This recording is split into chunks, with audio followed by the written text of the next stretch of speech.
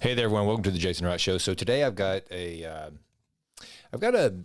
topic I've been wanting to talk about for a little bit, and it hit really close to home with me. And I learned, or didn't learn about it, but I started really thinking about it whenever I interviewed this couple that have a precision medicine clinic out in Switzerland, in Basel, Switzerland, and that episode will be launched on The Healthy CEO. I think it's August 16th that one comes out, and they are the authors of a new book called Unlongevity. And the idea being that we have become so focused on biohacking, longevity, and all these things that what we're doing in our pursuit to live longer, we're not living at all, essentially. It's kind of like it's like we've overcompensated. So one of the things that I've talked about a lot on this podcast, in fact, is that in America in particular, we're really good at extending lifespan in the fact that we can keep people alive for a long time, but they're not really alive and living. I've often told the story of how this came to be a dear friend of mine. I bought my first business from him. Whenever we closed that deal, during the negotiation, his father got sick, he had cancer. And so after I closed on the company and he and I thus became not only good friends, but we worked together every day. I remember one day asking him, I was like, how's your dad doing? How's it doing? He said, he's alive, but he's not living. There's no joy to his life. He doesn't get to do anything. At that time, he could not even swallow food. And I think it then got to the point where he could not orally consume liquids. So all of his nutrients were going through a feeding tube and an IV. And so, he was alive. His life, so to speak, had been extended, but that wasn't really extending his life. Well, then now you go to today where you've got guys like Bryan Johnson, the blueprint guy, who is, says his whole mantra is don't die. And I get it. And I'm not one of these. There's a lot of guys that talk about biohacking and longevity and all this stuff a lot, kind of like I do, that really knock Bryan Johnson. He's an easy target because if you go check out his work, he is a very unusual guy.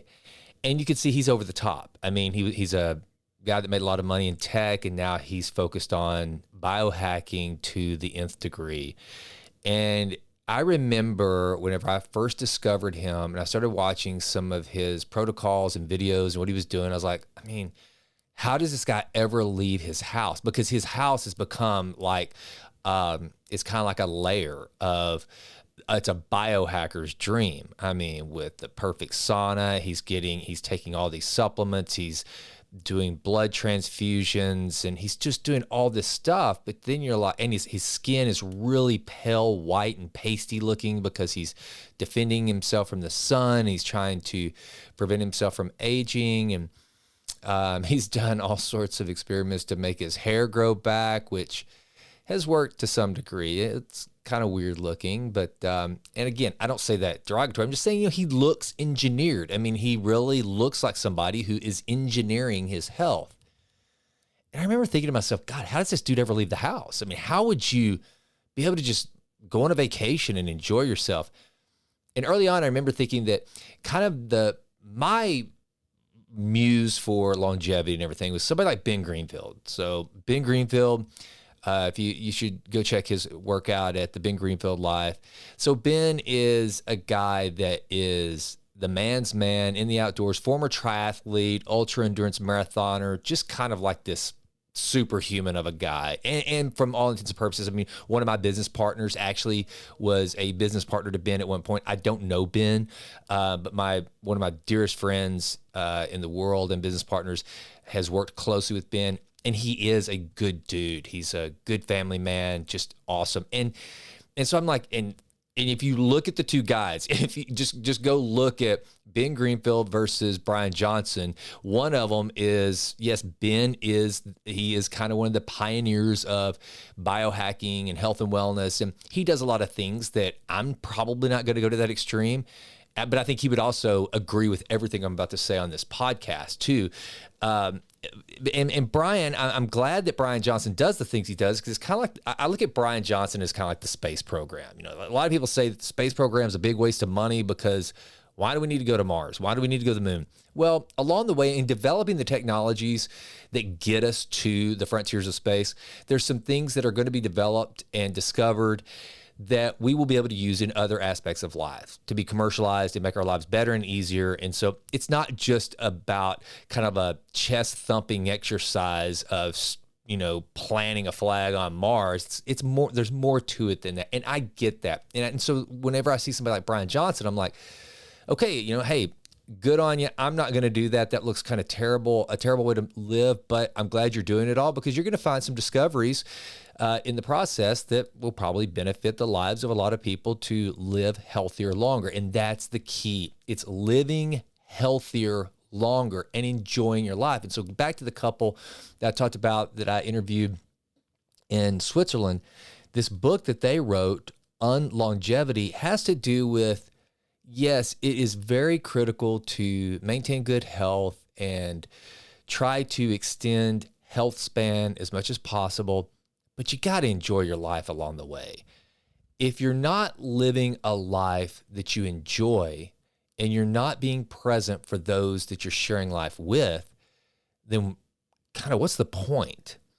And I know I have felt victim to this. Man, let me tell you something. Back in around, I guess it was around 2020, that's whenever I got my first Peloton. That's whenever I got my first Apple Watch. And the two of those things made for a very troubling combination for me. Full confession. I mean, those two apparati, I don't know how you say that. Yeah, they brought Jimlin to tears at times. And here's the reason why.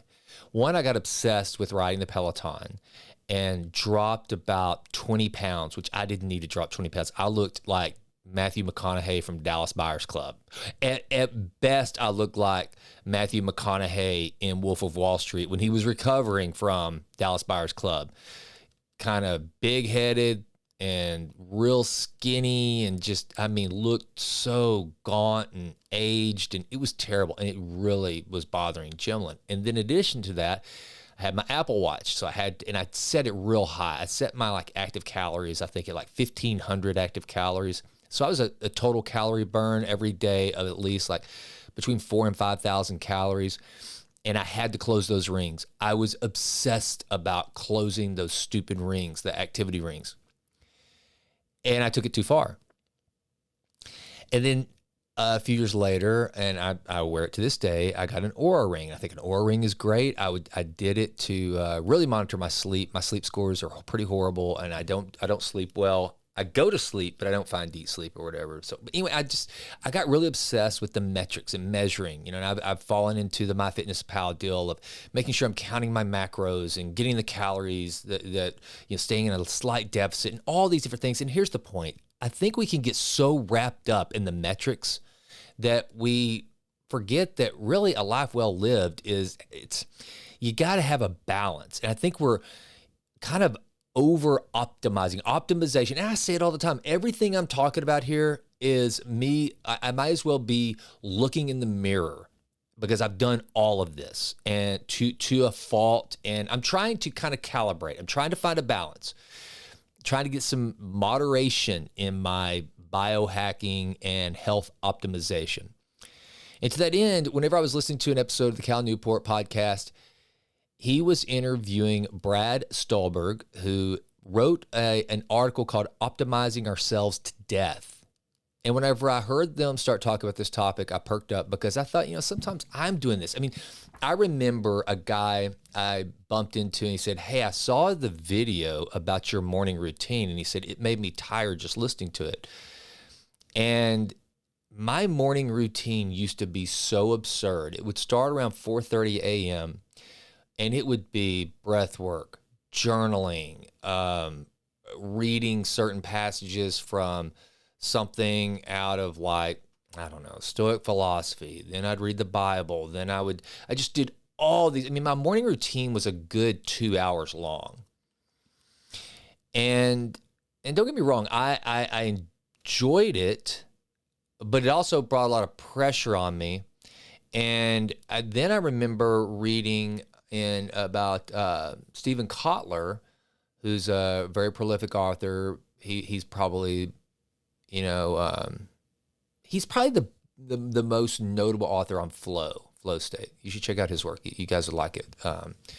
And he introduced me to this concept of free space early in the morning. He gets up around 4:30. And his first hour or so is just free space. It's kind of like he's kind of gotten out of the gate before everybody else has started, and he can do anything he wants. And he might use that for reading, writing, whatever.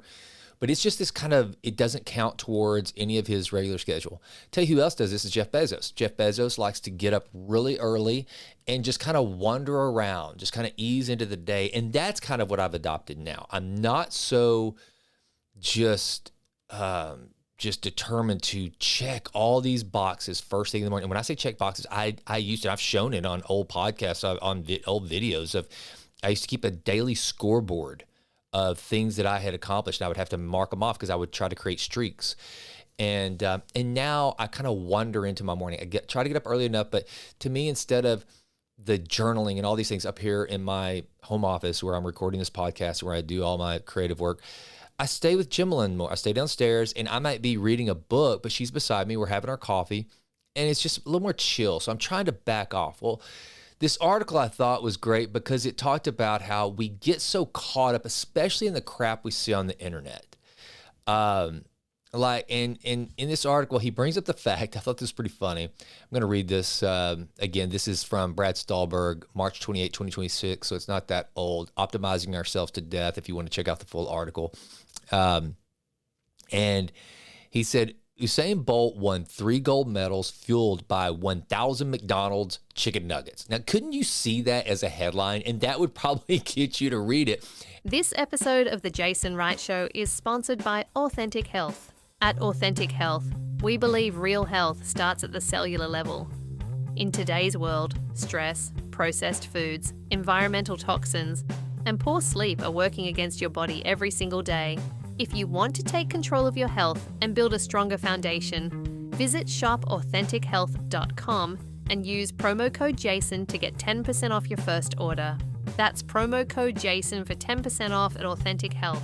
And immediately, if you're like me, and some of you are a lot smarter and not as easily influenced by this sort of thing as I am, but you would read that and go, oh, crap, you mean I need to be eating McDonald's chicken nuggets? I mean, if Usain Bolt is crushing 1,000 McDonald's chicken nuggets, then I have to.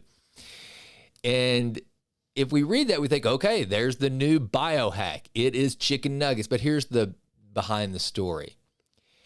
In his autobiography, Bolt wrote that they were the only food I could properly trust.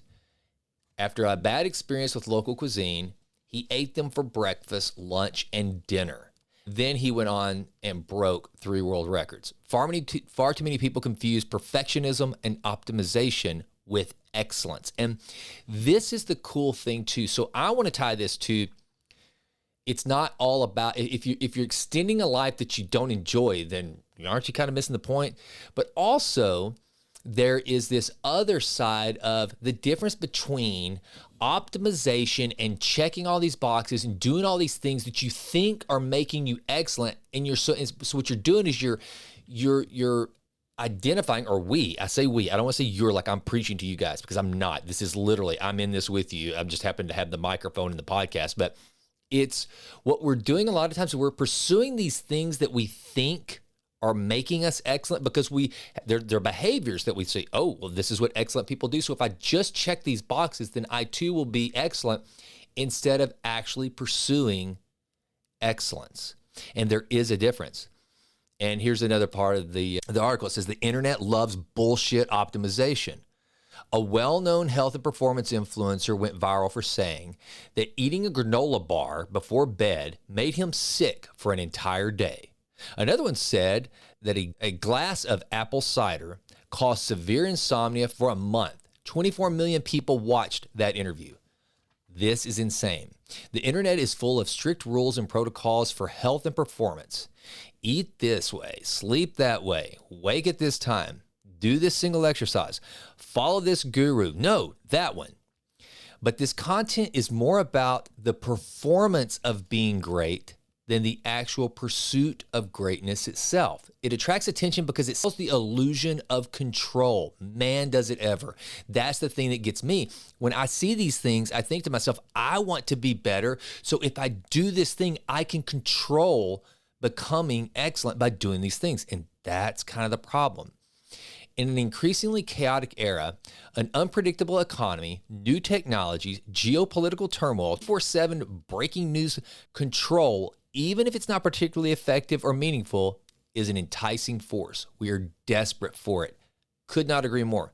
That's why, now this is why I do think taking control of your morning is important. Win the morning, win the day. I do think giving yourself it's like making your bed. You've controlled something, you've done something.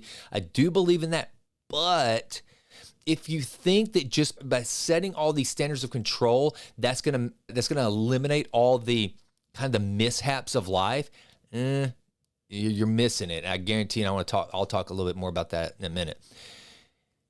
Back to the article. It's easier to follow a specific protocol than it is to accept that life is uncertain, scary, and hard. There's always a chance of illness, injury, or failure. It's normal to have some level of anxiety, but trying to control every little thing doesn't help. This sort of optimization and perfectionism makes you fragile. Yeah, get that. That I think is very important. I'm going to read that again, as a matter of fact. So if you think you're just optimizing to perfection and that you're making yourself bulletproof and all this, think again. You're almost setting yourself up for failure. This sort of optimization and perfection makes you fragile, because if you need everything to go a certain way, you're going to struggle to get by, let alone thrive as a mature adult. If you're always holding on so tight to everything, eventually your neurosis gets in the way of your performance and perhaps even makes you sick. I want to tell you a story about Josh Waitzkin. Josh Waitzkin was the subject of the book Searching for Bobby Fischer.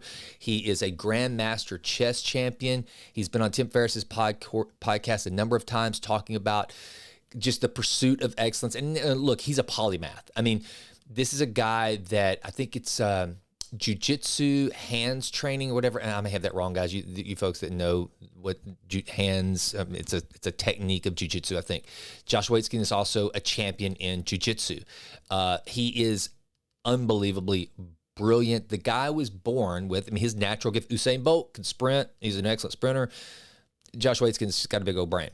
One of the things that he would do when he was preparing for chess was he would have someone kick him under the table while he was playing them, just randomly. Not like every 3 seconds, give me a kick. Instead, it was, I'm playing and I want you to kick me under the table. I want you to do something to disrupt me. And that's what he would purposely disrupt his game so that he would be prepared for those moments when the things would happen that were necessary. He wasn't able to get enough to drink. He wasn't able to get enough to eat. There was some discomfort. There was something that he knew was going to come during a chess match. And so to prepare for it, so here's the difference. That's pursuing excellence, because what I would do is I would focus on nourishing myself, making sure that I had the perfect mind ready to take anything. I would make sure that I had this ultra endurance, and I would focus on breath work and concentration. I would try to optimize myself into this perfect specimen of a chess playing human being, that when I sat down, I was ready for anything, instead of doing like Josh Waitzkin did, realizing, hey, you cannot optimize for the unknowns. Instead, what you should do is just put in the reps, be good at chess, and by the way, enjoy being good at chess, but also prepare yourself for the mishaps, because the mishaps will come. That's pursuing excellence versus optimization. And then here's another thing that I found very surprising. I didn't know this. This is back to the article. It said, it'd be one thing if all the optimization was beneficial or neutral. There's something to say for the feeling of exerting agency. Even if the things you're uncertain, it's one thing if all this optimizing was beneficial or even neutral. There's something to say for the feeling of exerting agency, even if the things you're exerting agency on don't make it much difference. The problem is that optimization is counterproductive. This actually works against us.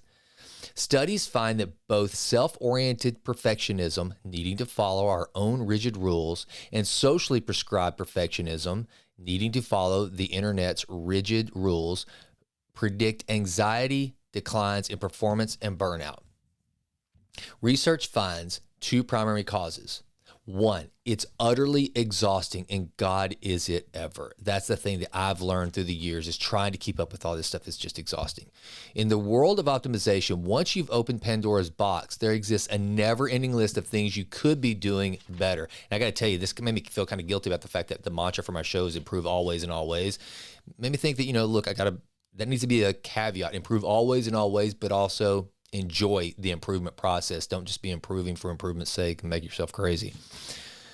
You find that there's a better way to hydrate in the morning, a better way to get sunlight, the new supplements to try, a peptide, 2 new health tracking tools, special glasses, a particular sauna to sweat in, a specific temperature for your ice bath, and on and on and on. Never mind that the vast majority of these interventions have little to no evidence of benefit. Eventually, you confuse what actually makes a difference towards your goals versus a whole bunch of elaborate nonsense.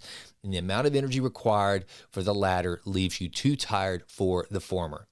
The next, and this is the one I was talking about with Bryan Johnson, it's lonely. Optimization also leads to isolation. For example, severe constraints on diet, routines, and sleep schedules lead to missing out on experiences with friends and family. You skip the birthday dinner because the restaurant doesn't fit your macros. You can't have a glass of wine with your partner because it's not in the protocol. The more you optimize, the smaller your life gets, and the less opportunity there is for productive spontaneity. Here's how I deal with that, by the way, because Jimlin and I like to go to really nice meals when we travel.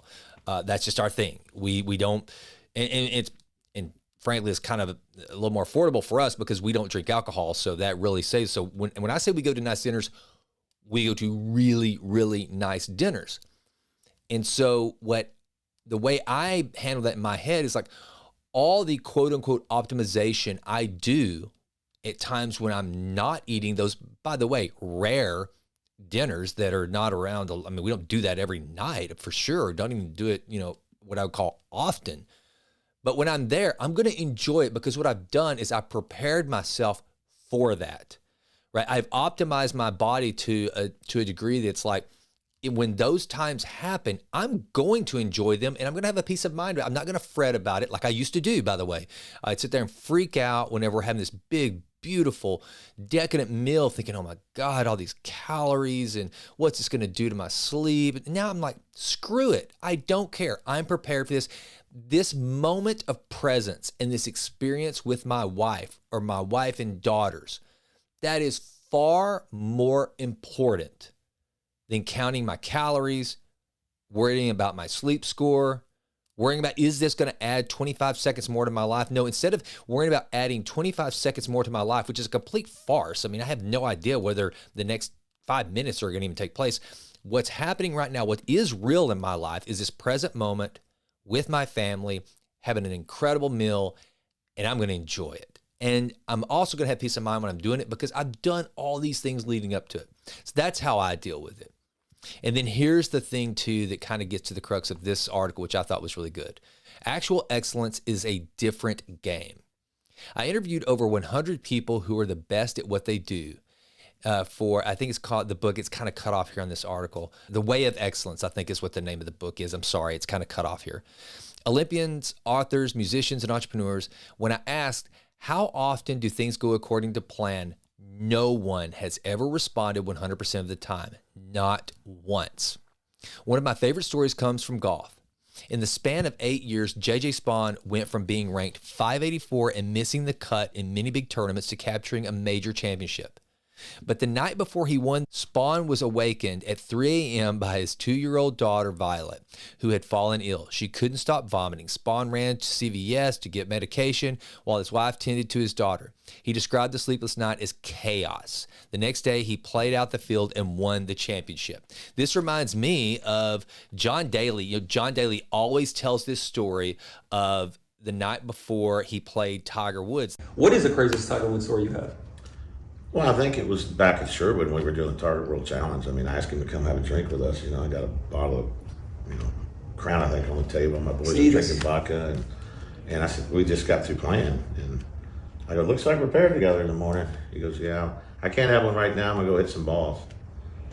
I don't know, 2 hours later, still got another ball of Crown, just drinking the shit out of it with the boys. And he goes, I go, where are you going now? He goes, well, I'm gonna go work out.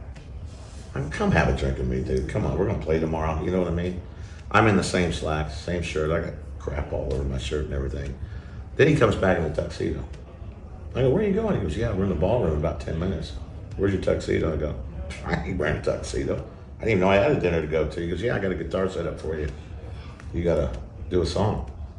So I literally go into this room barefooted, stained shirt, untucked, with the same slacks that I wore the round. And he brought me this nylon, like an old Willie Nelson guitar. Played Knocking on Heaven's Door, got a standing ovation. Tipped him with the bottle of Crown. I said, I'll see you boys, see you tomorrow, Tiger. I go out, I'm in the same clothes. I got my caddy bringing the Crown down on the first tee, or down. I just said, give me a 3-iron. Way to make a long story short, I think I got Tiger drunk with my breath. And I shoot 65 and he shoots like 72. So he got a little pissed at me, but we had a blast.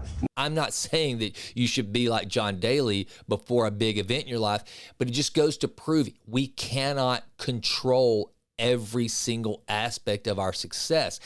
There's excellence, and then there's also the pursuit of just kind of looking like we're doing the excellent thing. So then the article talks about self-efficacy. Rather than worry about optimizing everything, we'd be wise to focus on developing what psychologists call self-efficacy, an evidence-based belief that you are capable of showing up, working through challenges, and excelling in uncertain or highly charged circumstances. This goes back to what I was talking about with Josh Waitzkin. Josh Waitzkin, he would prepare himself trying to create the unknowns, trying to create the discomfort, trying to not just make himself super hyper able to focus, but to try to create circumstances in which things did go wrong. Another thing about this, that it reminds me of Michael Gervais, one of the leading sports psychologists. One of the things that he always talks about is whenever we're doing positive self-talk, which Michael Gervais famously said, if you've got two champions lined up next to each other about to race, and all things being equal, they have all the athletic talent in the world. Their times are pretty similar or whatever. 9 times out of 10, the champion that's going to win that race between the two champions is the one who practices the best positive self-talk. And one of the things that he says about self-talk is that we cannot BS ourselves.